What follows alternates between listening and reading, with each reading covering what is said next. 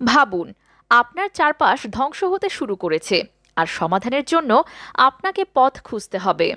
Disney এর মোনা ঠিক এমনই এক সাহসী মেয়ের গল্প নিয়ে তৈরি করা হয়েছে। মুভিটি IMDb-তে 7.6 রেটিং পেয়েছে এবং সারা বিশ্বে $687 মিলিয়ন আয় করে ব্যাপক সাড়া ফেলেছে। মোনার দ্বীপে এক ভয়ঙ্কর অভিশাপ নেমে এলে মোনা সমুদ্র পেরিয়ে মাউই নামের ডেমি গডকে খুঁজতে বের হয়। জানতে চান কিভাবে মোনা সবকিছু ঠিক করলো? তাহলে ভিডিওটি স্কিপ না করে শেষ পর্যন্ত দেখার অনুরোধ রইল। মুভিটি শুরু হয় পৌরাণিক গল্প দিয়ে। শুরুতে বলা হয় পৃথিবীতে ছিল শুধুই জল। সেই জলের মাঝেই ছিলেন দেবী টিফিটি, যার শক্তিশালী হৃদয় দিয়ে তিনি প্রাণী সৃষ্টি করেন। কিন্তু লোভী মাউই নামের এক ডেমিগড সেই হৃদয় চুরি করে। টিফিটি ধ্বংস হয়ে যায় আর পৃথিবীতে ছড়িয়ে পড়ে অন্ধকার। মাউই পালানোর সময় তার ফিসুক ও টিফিটি হৃদয় সমুদ্রের গভীরে হারিয়ে যায়। এরপর গল্পটি চলে আসে এক গ্রামে। বৃদ্ধা এই কাহিনী শোনাচ্ছিল বাচ্চাদের।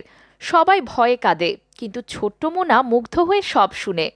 মোনার বাবা, গ্রামের চিফ, সবাইকে সীমানার ভেতরে থাকার নির্দেশ দেয়, কিন্তু মোনা সমুদ্রের কাছে গিয়ে একটি ছোট্ট কচ্ছপকে সাহায্য করে। এ সময় সমুদ্র তাকে ভালোবেসে কয়েকটি শঙ্খ দেয়।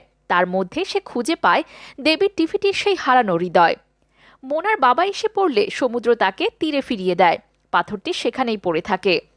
সময় গড়ায়, মোনা বড় হয়। তার বাবা তাকে পাহাড়ের চূড়ায় নিয়ে গিয়ে পূর্বপুরুষদের ঐতিহ্যের কথা বলে। মোনা নিজেকে গ্রামে মনোযোগী রাখার চেষ্টা করে, কিন্তু সমুদ্র যেন তাকে ছাড়ে না। গ্রামে একদিন এক মহিলা মোনার বাবার কাছে আসে। সে জানায় নারকেল গাছ ভিতর থেকে নষ্ট হয়ে যাচ্ছে। মোনা বলে গাছগুলো অন্য জায়গায় চাষ করতে। এদিকে লোকজন এসে জানায় প্রাচীরের ভিতর আর মাছ ধরা পড়ছে না। মোনা পরামর্শ দেয় প্রাচীরের বাইরে মাছ ধরতে, কিন্তু গ্রামের প্রধান রেগে গিয়ে কাউকে বাইরে যেতে বারণ করে। মোনা মন খারাপ করে। তার মা এসে জানায় কেন তার বাবা সমুদ্রের বাইরে যেতে দিতে চায় না।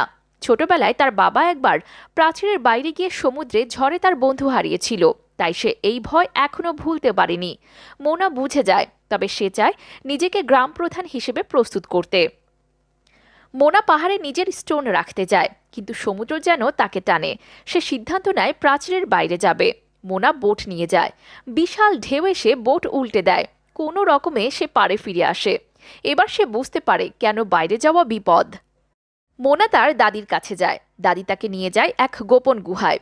গুহার ভেতরে মোনা বিশাল জাহাজ দেখতে পায়। একটি ড্রামে বাড়ি দিলে মোনা দেখে তার পূর্বপুরুষরা ছিলেন জলযাত্রী। তারা সমুদ্র পাড়ি দিয়ে নতুন দ্বীপ খুঁজত। মোনা বুঝতে পারে সমুদ্রের প্রতি তার টান রক্তের মধ্যেই। মোনা জানতে চায় কেন তারা সমুদ্রযাত্রা বন্ধ করলো। দাদি বলে একদিন মাউই দেবী টিফিটির হৃদয় চুরি করে, তখন অন্ধকারের শক্তি জেগে ওঠে। সমুদ্রের দানবেরা অনেকেই হত্যা করে, তাই তারা জলযাত্রা বন্ধ করে দেয়। তবে দাদি বলে একদিন কেউ না কেউ সমুদ্র পার হবে, মাউইকে খুঁজে বের করবে এবং টিফিটির হৃদয় ফিরিয়ে দেবে। দাদি মোনার হাতে টিফিটির হৃদয় তুলে দেয়, জানায় সমুদ্র তাকে বেছে নিয়েছে। মোনা জানতে পারে যে তাদের দ্বীপের সমস্যা সমাধানের জন্য টিফিটির হার্ট ফিরিয়ে দিতে হবে, কিন্তু সে জানে না কিভাবে কাজটি করবে। তার দাদি জানায় এই কাজ করতে হলে তাকে মাউই নামের এক ডেমি গডকে খুঁজে বের করতে হবে। মোনা তার বাবার অনুমতি চায়, কিন্তু তার বাবা রেগে যান। এর মধ্যে দাদি অসুস্থ হয়ে পড়ে। দাদির ইচ্ছা অনুযায়ী মোনা একটি পালতোলা জাহাজ নিয়ে যাত্রা শুরু করে। সমুদ্রের মাঝপথে ঝড়ের মধ্যে পুড়ে যায়, কিন্তু সমুদ্র তাকে মাউইর দ্বীপে পৌঁছে দেয়। মাউই প্রথমে সাহায্য করতে চায় না। সে মোনাকে বারবার সমুদ্রে ছুঁড়ে ফেলে, কিন্তু সমুদ্র বারবার তাকে ফেরত পাঠায়। অবশেষে মাউই রাজি হয়। তাদের প্রথম বাধা আসে কাকা মোরাদের আক্রমণে। তারা টিফিটির হার্ট ছিনিয়ে নেয়। মোরা সাহস করে তাদের জাহাজে উঠে স্টোনটি ফিরিয়ে আনে। মাউই তার সাহস দেখে মুগ্ধ হয়। এরপর তারা মাউইর হারানো ফিসুকটি খুঁজতে টোমাটোয়ার গুহায় যায়। টোমাটোয়া এক ভয়ঙ্কর দানব। মোনা তাকে কথায় ব্যস্ত রাখে, আর মাউই তার ফিসুকটি নিয়ে পালায়, কিন্তু টোমাটোয়া টের পেয়ে যায়। চালাক টোমাটোয়া মাউইকে ঘুরপাক খাওয়াতে থাকে এবং ফিসুকটি লুকিয়ে রাখে। মোনা বুঝতে পারে শক্তি দিয়ে নয়, বুদ্ধি দিয়ে তাকে হারাতে হবে। সে টোমাটোয়াকে টিফিটির হার্টটি দেখায়। স্টোনটি দেখে টোমাটোয়া বিভ্রান্ত হয়ে পড়ে। এই সুযোগে মোনা টোমাটোয়াকে হারিয়ে ফিসুকটি উদ্ধার করে। মাউই তখন জানায় আসল হারটি তার কাছে আছে। টোমাটোয়া তাদের ধাওয়া করার আগেই তারা পালিয়ে যায়। ওপরে উঠে মাউই মোনাকে ধন্যবাদ জানায়, কিন্তু সে একা টেকার মতো শক্তিশালী শত্রু মুখোমুখি হওয়ার সাহস হারিয়ে ফেলে। মোনা তাকে বোঝানোর চেষ্টা করে এবং তার ট্যাটু সম্পর্কে জিজ্ঞেস করে। মাউই জানায় সে জন্ম থেকেই সাধারণ মানুষ ছিল। বাবা মা তাকে ফেলে দিলে গডরা তাকে ডেমি গড বানিয়ে পৃথিবীতে পাঠায়, কিন্তু মানুষদের জন্য সে যতই কাজ করুক তার প্রতি তাদের ভালোবাসা সে কখনো অনুভব করেনি। মোনার সহানুভূতি তার ভেতরে নতুন শক্তি জাগিয়ে তোলে। মাউই তার ফিসুক ব্যবহার করে তার চেহারা রূপান্তরের প্র্যাকটিস শুরু করে। কিছু সময় পর সে দক্ষ হয়ে ওঠে। তাদের পথ চলার শেষে তারা টেকার মুখোমুখি হয়। মাউই তার শক্তি দিয়ে লড়াই শুরু করে, কিন্তু এক পর্যায়ে টেকার হামলায় তার ফিসুক ভেঙে যায়। মাউই ভেঙে পড়ে এবং সিদ্ধান্ত নেয় তার লড়াই আর করবে না। সে মোনাকে একা রেখে চলে যায়। সমুদ্রের মাঝখানে একা পড়ে মোনা নিজেকে খুব অসহায় মনে করে। সে সমুদ্রকে প্রশ্ন করে কেন তাকে এই কঠিন কাজের জন্য বেছে নেওয়া হয়েছে। সেই কাজটি সম্পূর্ণ করার যোগ্য না, তার উচিত অন্য কাউকে চুজ করা যে সত্যিকার অর্থেই এই কাজটি করার যোগ্য। এরপর মোনা সেই সমুদ্রের দিকে টিফিটি হাড়টি ফেরত দিয়ে দেয়। এদিকে মোনা কান্না করতে থাকে। তখনই তার দাদি আসে, মানটারের মাঝে প্রকৃতি হয়ে। মোনা তার দাদিকে জড়িয়ে ধরে কান্না করতে থাকে আর নিজের ব্যর্থতার কথা জানায়। দাদি তাকে বলে সে যদি বাড়ি ফিরতে চায় তাহলে সে তাকে সাহায্য করবে, যেহেতু সে তাদের দ্বীপ থেকে অনেকটা দূরে চলে এসেছে। মোনা তার বোটটি চালাতে কিছুটা হেজিটেট করছিল। দাদি তার কাছে আসে এবং বলে, মোনা তুমি ভাবো তুমি কে, তুমি কি চাও। তখন বুঝতে পারে সে আসলে কি চায়। সে তার দ্বীপকে বাঁচাতে চায়, সেখানকার মানুষদের বাঁচাতে চায়।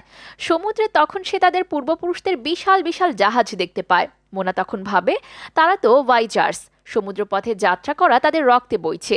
সে এতদূর চলে আসতে পারলো আর এইটুকু কাজ শেষ করতে পারবে না। তাই সে সমুদ্রে ঝাঁপ দেয় এবং আবারও টিফিটি হৃদয় হাতে তুলে নেয়। এবার সে একাই টেকাকে ক্রস করার সিদ্ধান্ত নেয়। কোনো রকম ভাবে সে সরু পথ দিয়ে টিফিটির কাছে যেতে পারলেই হলো, কিন্তু টেকার কাছাকাছি চলে আসলে টেকা তার উপর হামলা করতে থাকে।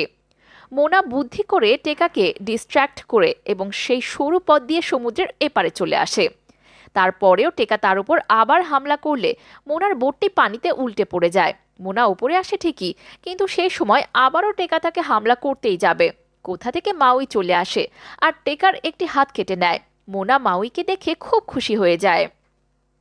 মাউই মোনাকে এগিয়ে যেতে বলে আর সে টেকাকে ডিস্ট্র্যাক্ট করতে থাকে। এক পর্যায়ে মাউই টেকার দুহাত কেটে ফেলে। টেকা এবার রেগে গিয়ে আবারও মোনার উপর হামলা করতে এলে সমুদ্র তাকে এবার বাঁচিয়ে নেয়। মোনা চারপাশে তাকিয়ে দেখে কোথাও টিফিটি নেই। সেভাবে টিফিটি হয়তো চলে গেছে। পরক্ষণেই টেকার বুকে সেই স্টোনের মতন একটি চিহ্ন দেখতে পেলে সে বুঝতে পারে টেকার আসলে টিফিটি। হার্ট ছাড়া দেবী টিফিটি লাভার মনস্টারে পরিণত হয়েছে। মোনা টেকার দিকে স্টোনটি নিশানা করলে টেকা শান্ত হয়ে যায়। সমুদ্রকে বলে টেকাকে তার কাছে আসতে দিতে। সমুদ্রের পানি দুভাগ হয়ে শুকনো জমি দেখা দেয়। টেকা সেই পথ ধরে মোনার কাছে আসতেই মোনা শান্ত গলায় বলে, আমি তোমার নাম জানি, এটা তুমি না। ওরা তোমার হৃদয় চুরি করেছিল ঠিকই, কিন্তু তুমি লাভার মোনাস্টারও নাও। তুমি জানো তুমি কে?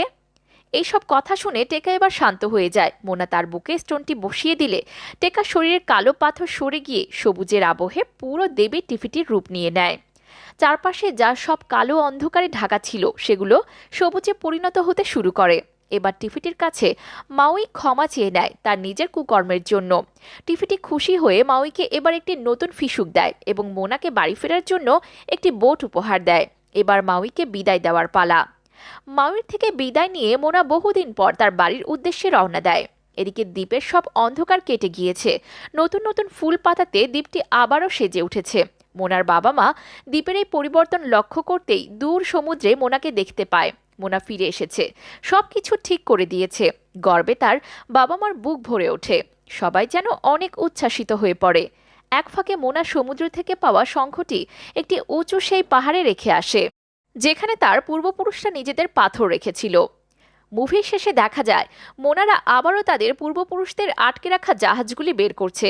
এবার আর তাদের কোনো ভয় নেই। সবাই মিলে বেরিয়ে পড়ে নতুন দ্বীপ খোঁজার উদ্দেশ্যে। ভিডিওটি ভালো লাগলে ভিডিওতে লাইক করে চ্যানেলটি সাবস্ক্রাইব করে পাশে থাকবেন। ধন্যবাদ।